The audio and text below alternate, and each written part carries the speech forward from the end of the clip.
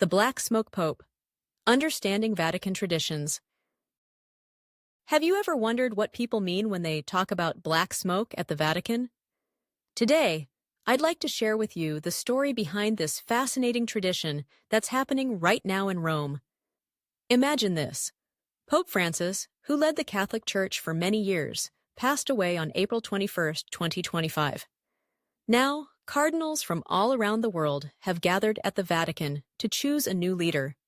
Just yesterday, on May 7th, these cardinals entered a special room called the Sistine Chapel.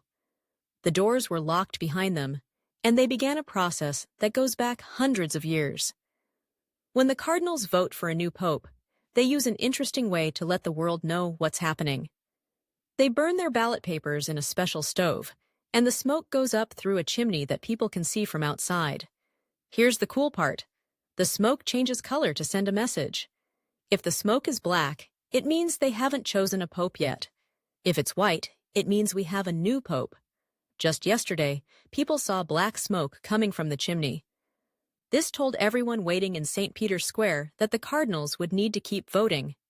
More than 30,000 people gathered to watch for this smoke signal. They'll be back again today, hoping to see white smoke instead of black. Why do they use smoke signals? Well, it's a tradition that's not really that old compared to the church itself. The smoke signals only started being used regularly in the early 1900s. Before that, they used bells or even cannons to spread the news. To make the black smoke, they add special chemicals to the burning papers. They mix something called potassium perchlorate with other materials to create dark smoke that everyone can see clearly.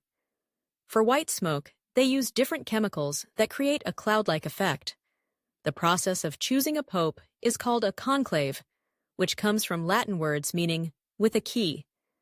That's because the cardinals are literally locked in until they make a decision. This practice started way back in the 13th century, when cardinals once took nearly 3 years to pick a new pope. The townspeople got so frustrated that they locked the cardinals up and only gave them bread and water until they made up their minds.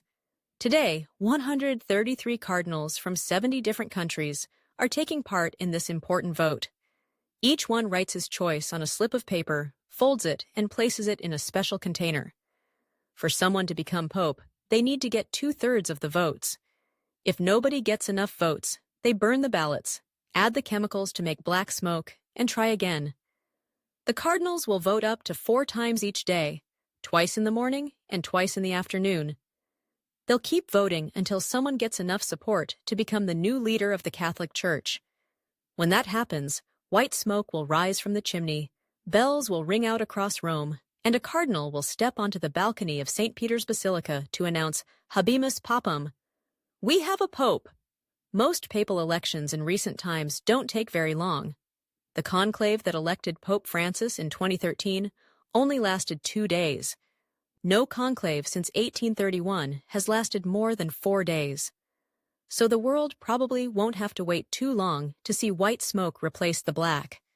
While we wait for this historic moment, it's interesting to think about how such an ancient institution still uses such a simple way to communicate in our high-tech world.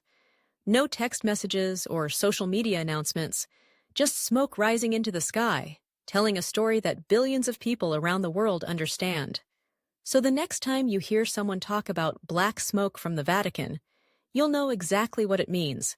The cardinals are still working on one of the most important decisions in the Catholic Church. And when you hear about white smoke, you'll know that a new chapter in history has begun.